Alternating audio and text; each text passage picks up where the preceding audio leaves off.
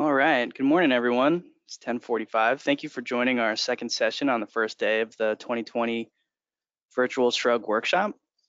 Today, I'm excited to introduce John Downey from Wolpert. Today, he'll be talking about shifting GIS enterprise to the geospatial cloud.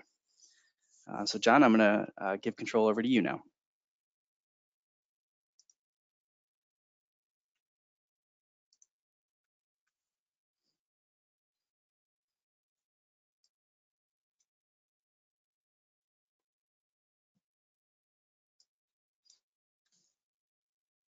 Hi, everybody. My name is John Downey. I'm the Vice President and Chief Innovation Officer at Wolpert, here today to talk to you about shifting your enterprise to the geospatial cloud.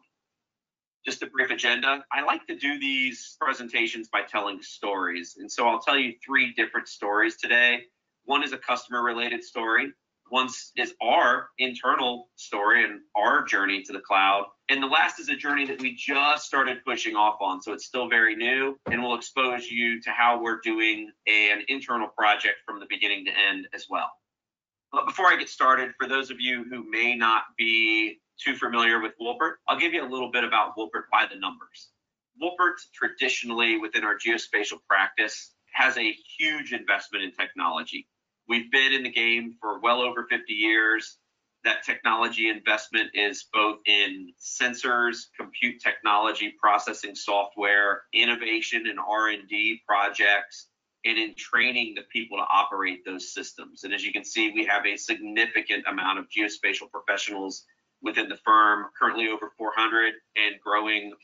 But you can also see we've done a lot of LiDAR and imagery projects, lots of statewide projects, hundreds of counties of imagery collected, and a few more numbers at the bottom around the square miles collected, number of aircraft, and current numbers of sensors that we own. Just a little bit to give you an idea of the scale at which we're operating. Why Wolpert? And the way I would summarize this slide is just to say Wolpert has the staff and the expertise to help you get the most out of your GIS. Whether it's an implementation service, dealing with big data, producing graphical outputs or interactive web maps, we have staff that has done that and has been performing those types of services for many, many years. The first story I'd like to start off with, shifting your GIS to the public cloud. This is the story of Panama City, Florida. Start off by giving you a little bit of backstory. Panama City was an existing GIS shop. They were running ArcGIS Desktop. They had some apps and data deployed into ArcGIS Online. Not unfamiliar to a lot of folks. They had some infrastructure that was aging out. It was all in-house if it wasn't in AGOL. They had the typical lack of IT staffing and support and tight budgets. Their focus was currently on performing the day-to-day tasks to maintain and operate the GIS. This project really became a project because of a very key decision made by the city. And that was that they wanted to implement the Azteca CityWorks, or Trimble CityWorks now, asset management system. And that is an asset management system that many of you know is very tightly coupled with the ArcGIS environment. The Panama City project started off with implementing CityWorks asset management system. The challenge that popped up during this implementation had to do with a technical incompatibility between ArcGIS Online and CityWorks AMS. We needed an ArcGIS enterprise server to integrate with CityWorks AMS. And so we looked at the city's infrastructure, performed a technology assessment, and we found pretty much what we were told we were going to find. We found the aging servers, we found lack of internal infrastructure support, and really a need to implement some modern best practices. So from this assessment, we developed a plan, and that plan was specific to solving the issues at hand.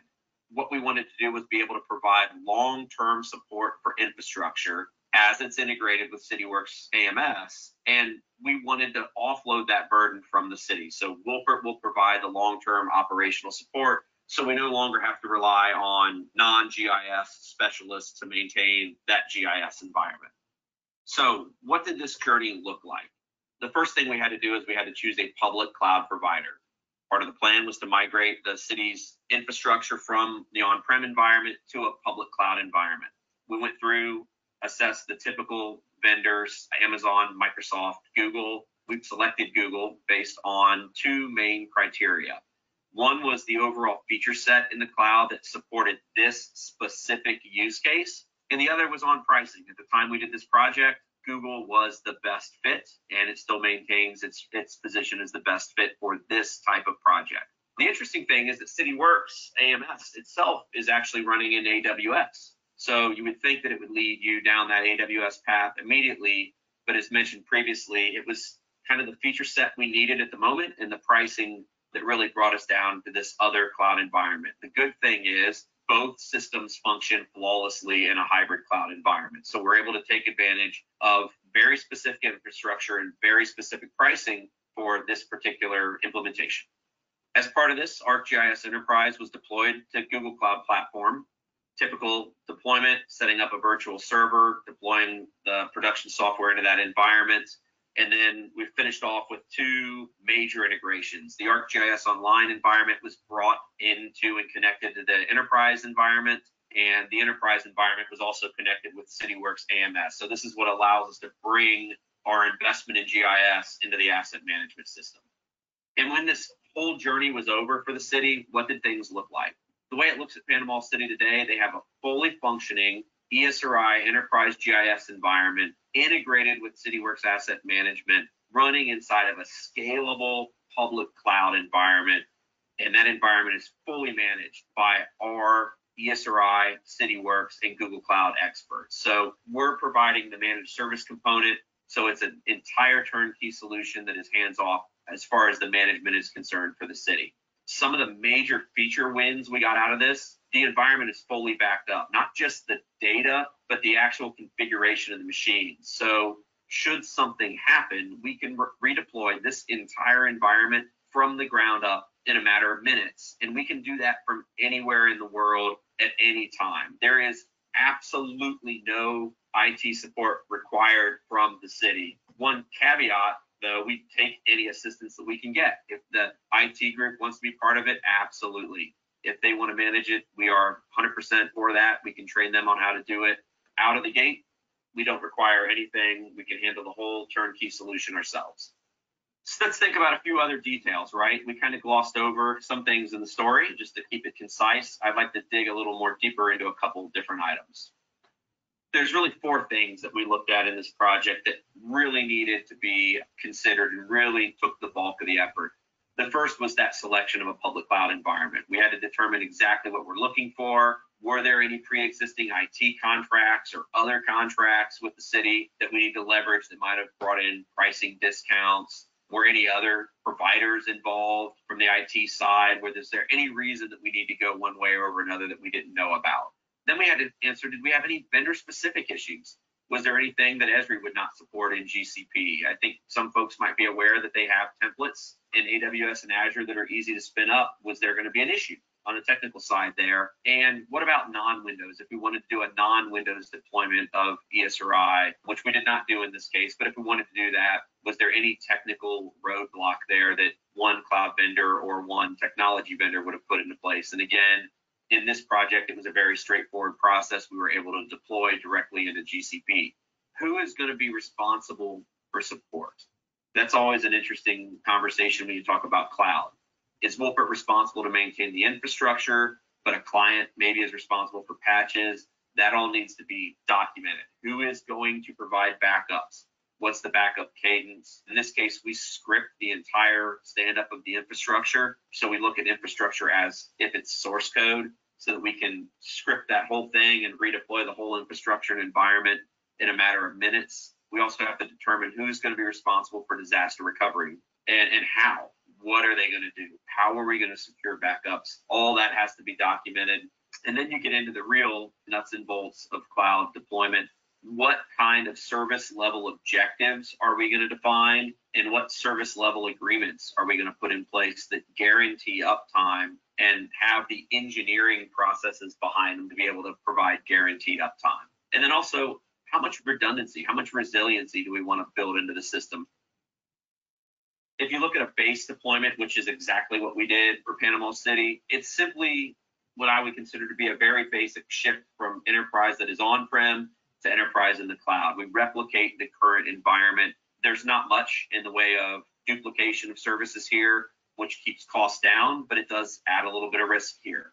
We do things like daily snapshots of the VM or virtual machines. We have some logging and alerting systems in place to let us know if things are going awry. And we have the ability to stand the whole thing up, as mentioned before, very, very quickly. But what we did here is, this is kind of a very plain deployment. The other option in this case is to go with the multi-server deployment. You get a lot of benefits here. You have load balance services. You get to break apart the different services as they need to scale differently. They can scale differently. You can use SAML or any kind of authentication here to access the environment. And you've isolated the performance of each individual component into its own little area. Very scalable when it's deployed like this, but it also has an impact on cost. It is going to be more expensive depending on how it's licensed, how many of each component you have, etc. So I think really the point here is there's a broad range at which you can break up this type of deployment to provide an appropriate level of scalability, of disaster recovery, of redundancy, etc. And that really has to be thought through early on in the project because it's going to have a big impact on how you're actually going to deploy. Final thing really to say about this type of project in general is I want to talk a little bit about how we think about getting started. This is what our typical cloud journey looks like. It's very simplistic when you break it down like this, but we'd start with the first of 5 phases where we decide, do we want to go to the cloud? Yeah, we think we might want to go to the cloud here. Okay, what types of workloads? What's the use case? What's driving this? We talk about all that. And we make that kind of decision point. That all happens in kind of a pre-sales mode. It all happens up front before we really get going on the project. Once we've decided, we enter the assessment phase. We look at what is feasible, what can we do, what can we accomplish, and based on the outcomes of that assessment, we then plan the project. What are we going to do? What is the design going to look like? How are we going to deploy? What components are going to go where? Who's going to be responsible for what? Once the plan is written, we deploy it. Everything goes into production. Everything is implemented. Everything's tested. And then the last part, which really never ends, we optimize. We look at the planned deployment. What happened? Are we oversized? Are we undersized? Where can we potentially help optimize cost and deliver more performance? And it's a very iterative approach in this cycle. One last thing I'd like to say on this, not everybody starts at the same place on this journey. Some folks start with a decision up front. Some folks have already have their plan baked and they're just looking for someone to help to deploy it. A lot of folks will come in and will actually look at it, somebody else's post-deployment, and will help optimize that. So again, bring in cost savings, bring in reduction of resource requirements and needs, etc. So anywhere on this journey, we can start anywhere, we can stop anywhere, but just kind of give you guys an idea, a broad overview of what the typical journey looks like from beginning to end. I'd like to shift gears a little bit, and I'd like to talk in the context of Wolpert's own journey, where we lifted one of our systems that we had in production from the on-prem environment and built it in the cloud, and that system is StreamRaster.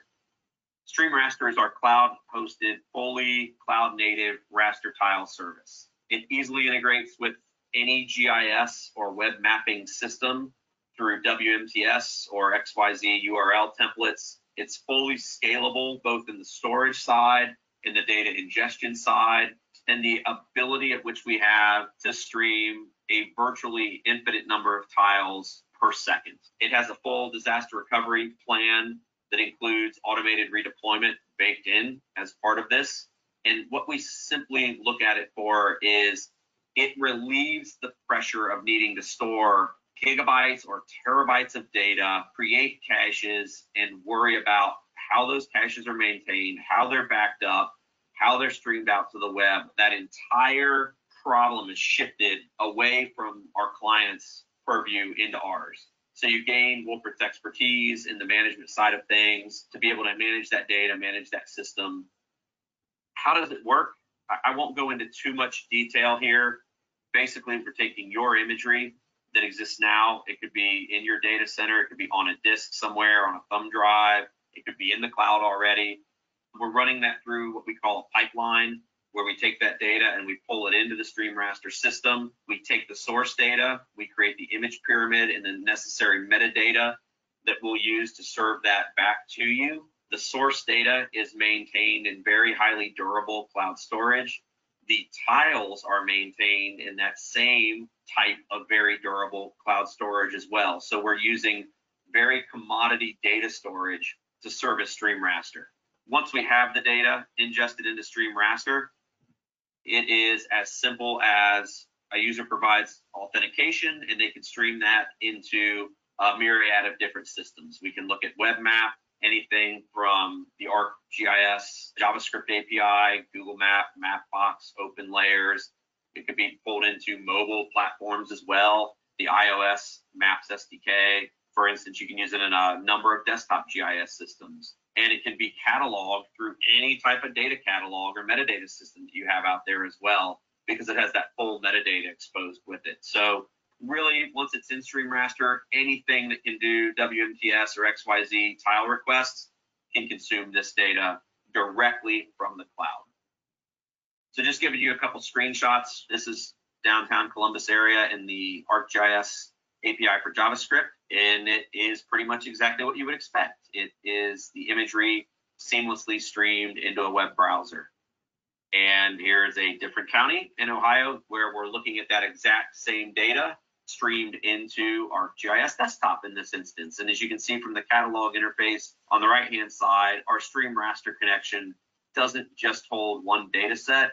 We've got what looks like 10 or 12 data sets that are available to be added as independent layers into the desktop environment. So you could have one or more on, use the swipe tool to swipe back and forth to compare images over time, or simply just have access to them if you need to go back and look at historical data. The nice thing here is StreamRaster can store all this data in a very organized fashion, can create all the image pyramids that it needs to serve this data back expediently, and that all can be just kept in one nice, clean interface for a client's consumption, the public's consumption, a consultant's consumption, etc. So to us, what does StreamRaster really represent, though? It represents a cloud-first mindset. It is a serverless technology, meaning there's not virtual servers out there running, powering this. It is managed by the cloud provider. So we don't have to worry about server uptime, how many cores, how much RAM we're going to use, how much data storage. It is built on open source libraries. We made this decision because we wanted to be able to change its behavior should a use case come up that dictates change occurs. It's built in what we call a microservices environment, where we have broken up its independent components into tiny little web services. So if the component that is responsible for serving a tile from StreamRaster to a web application becomes overused, it can spin just that little component up, and then it can spin another one up as demand is needed. And another way to look at that is, if we're ingesting a bunch of data, we want to do that very quickly, and then we don't need to have any available resources that are focused on ingestion. So we can spin up a bunch of ingestion resources while we're processing that data and bringing data into the system, and then we can get rid of all those once that data is there, because we're no longer concerned with bringing data into the system. That part's over. Why that's important is because now we're not paying for those servers that ingest. All those resources are gone. We use a multi-regional redundant storage scheme in StreamRaster. What that allows us to do is we have multiple copies of the data. So should something happen in one cloud region, StreamRaster can take over in another cloud region and start serving tiles directly from there. So we're not dependent on one specific data center being online 24/7, 365 to be able to serve this data. And finally, there's a whole API management and security layer that is given to us by our cloud provider that allows us to manage and secure this cloud environment on a customer by customer basis. Just to give you a sneak peek, this is Google Cloud Platform's Cloud Console, and we have a specific StreamRaster project loaded up in here. The big things to see is, if you look kind of at the bottom, this is a private API. So we enable it on a client's project, and then they have access to it. Once they have access to it, we'll help them load their data, get it published, secure it by creating credentials and delivering those credentials to the developers who need those to be able to access the data via desktop or pull it into a web map, mobile app, anything like that. We also have the ability here to see how many requests come in. So we're looking here between a 9 a.m. and 2 p.m. time window. We can see there were about 6,500 requests for images from StreamRaster. So we can start to look at how those requests trend over time and how was latency during those requests. So if you can see here, our median latency is 131 milliseconds. So essentially 1/10 of a second to get an image from the time we get a request to the time you have the image back. And up to the 95th percentile, we can get it back in 3/10 of a second. So very fast all the time. And we can manage it and see all that data through the management console as well. So it gives us a lot of tooling that we did not have to build ourselves to be able to authenticate usage, etc. That is all given to us by our cloud provider. So it makes, again, something we don't have to worry about maintaining. We don't have to worry about upgrading or adding new features as time goes on.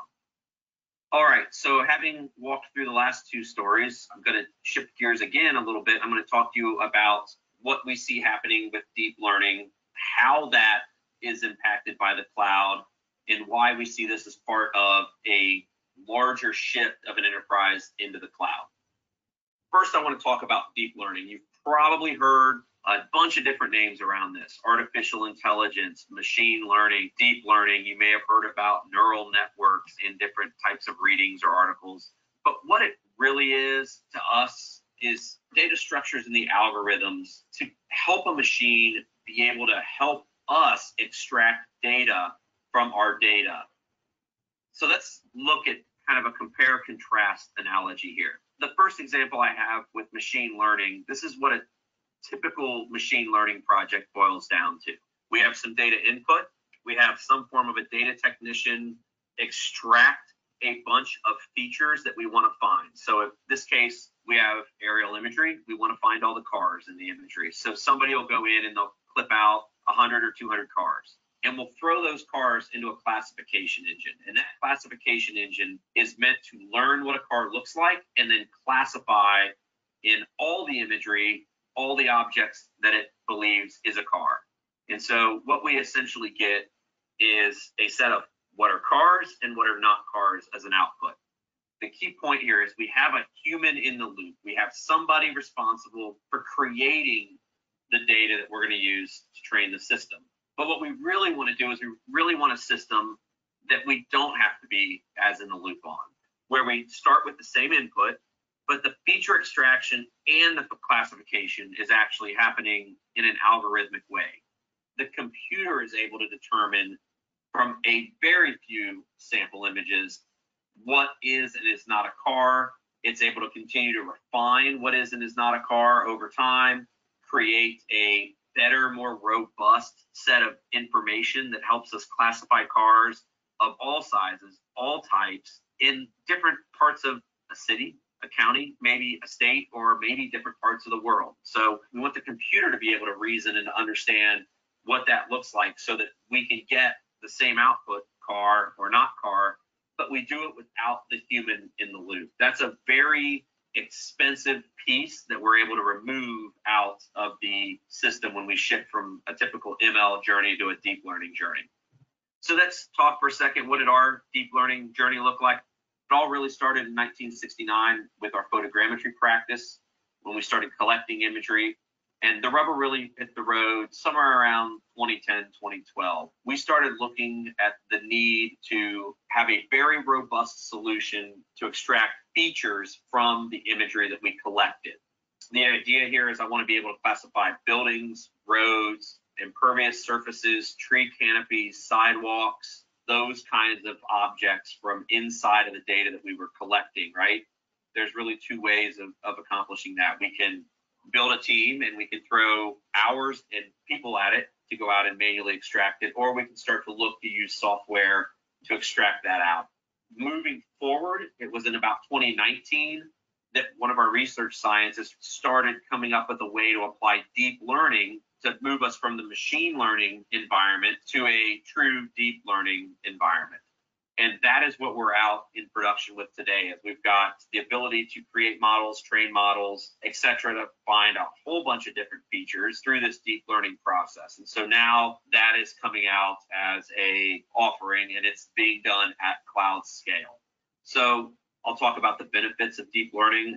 It's being able to offer a product in record time with amazing quality at the lowest cost possible. And we can't do that with humans in the loop. We have to do that with a machine-only approach. And we can't necessarily do that with on-prem infrastructure because we just don't have enough of it. In some cases, it's not new enough. In some cases, that infrastructure is already being used to do other things. So it's really these three things that drive us forward. And what it does is it brings us into this mode of operation where we need to get outside of the walls of our office and get up into the cloud to be able to balance these three against each other. We want to be able to get that product created quickly. We want to be able to train on it even more than we can do now, so it's of the highest quality. And we want to be able to do it at the minimum cost again. So we've got the ability to get outside the infrastructure and do it there. But what we're really doing is we're generating or creating a very repeatable self-improving system. So we're able to do the same thing over and over and over again. And every time we do it, it's getting better at doing its job. So talking about the kinds of data that we get out of these types of systems right now, everything in the blue box is capability that is out there in production ready today. So you can see things like 2.5D buildings, flow lines, we can see crowns, and then there's a whole laundry list of things we have on the side that we're currently working on or have completed between the time that we put the slide deck together and now. So to put that into a picture, because I think it just speaks for itself, we're going to show you some examples that we did in Columbus, Ohio, where we took a publicly available national scale data set that's available from Bing, and that's this kind of light blue on the left. And we're comparing it with the same set of buildings that we created with our process. And what you can immediately see in the middle is you see a lot more detail at the building by building level. And then when you lay them on top of each other, as we did in the right-hand pane, you really see the difference. You can see that there's overgeneralization in one data set. There's even a little bit of a positional shift in that data set. And you can see what a high fidelity output versus a low fidelity output looks like. So kind of knowing where we got to, we want to talk about what a typical deep learning journey looks like.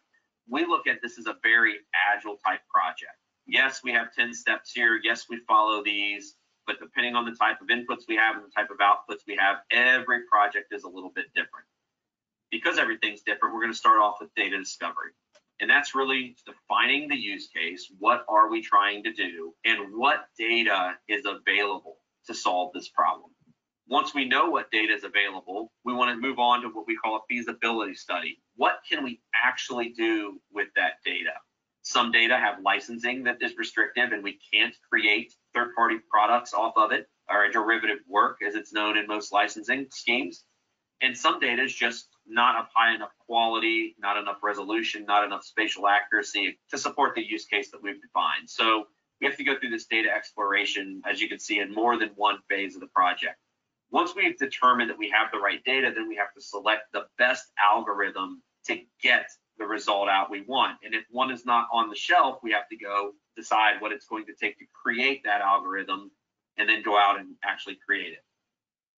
Once we understand where the data is coming from, once we know what kind of algorithm we have, we want to create what we call a minimum viable model. We're going to take the data, take the algorithm, we're going to run it through the process and evaluate the outcome and then present the results. And we're going to do this multiple times to where we are convinced and have proven that the results that we're getting meet what we defined in the use case or meet the business demand for the data. Once we've met that demand and we've done that in a proven and reliable way, we're going to plan the deployment. We want to make sure we get it right the first time. Then we're going to operationalize it. We're going to shift it into production. And then what you can't see under 10 is the actual, we're going to do it. We're going to go ahead and create the data and deliver that and complete the circle here. So why do we consider deep learning part of the geospatial cloud? And why do we get so excited about it when we talk about it? It's not until you truly embrace the concept of moving your geospatial environment to a cloud environment that you can start to unlock a lot of the inherent value that is buried in your geospatial data. How many features are you missing that you don't know about in your GIS now that you could find through a process like this? that's what we really see shifting to the geospatial cloud opening up for us. There are things that we can't do on-prem with your data that we can do at a cloud scale. It's either too complex, too computationally intensive, takes too long, is too expensive to do it in an on-prem environment. So we move that data out to the cloud, move the systems out to the cloud. Now we have the ability to leverage all that data and leverage those systems in ways that just aren't possible in most on-prem environments. I'd like to thank everybody for attending today. At this point, if you have any questions, you can feel free to follow up with me. john.downey@wolpert.com is the best email address to get a hold of me at. Don't hold back. I love the question and answer side of things. Definitely email me and I'll get those answers back to you as quickly as I possibly can. And again, thank you all very much for attending.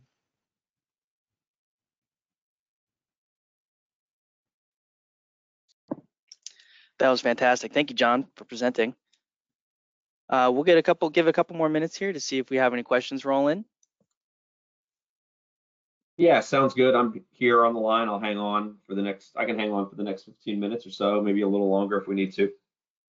Great. John, is there anything else you'd like to add? No, I just thank everybody who was able to attend today. I know the virtual conference thing is different, but looks like we had some pretty good numbers. So thank you, everybody. Great. Well, just so everybody knows, we are pre-recording these sessions, so we will have them available after the conference ends tomorrow. And we will host them on the SHRUG website and be sending them out to our listserv.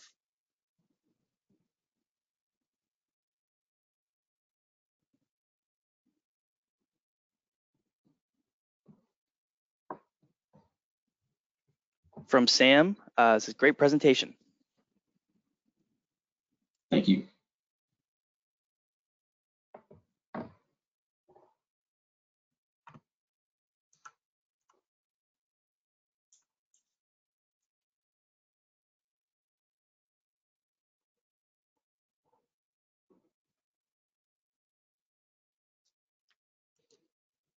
All right, well, it doesn't seem like we're having any more questions roll in. So John, I wanted to thank you again.